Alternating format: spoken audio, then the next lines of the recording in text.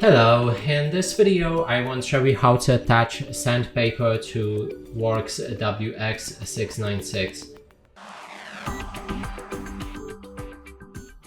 To do this, first we'll need to remove the screwdriver that is located right here, and at the same time it will also reveal the bolt.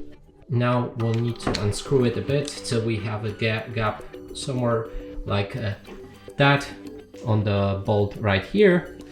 And then we can take our sanding tool, attach the paper,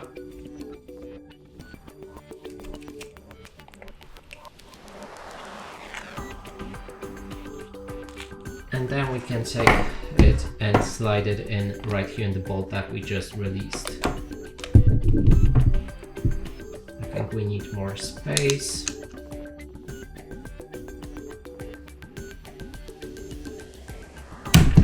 Okay, that's good. Now we just need to screw it in. And that's how you apply the sanding paper to this tool. And that's it for this video. Hope you like it. Please consider subscribing to our channel, leave a like and a comment below.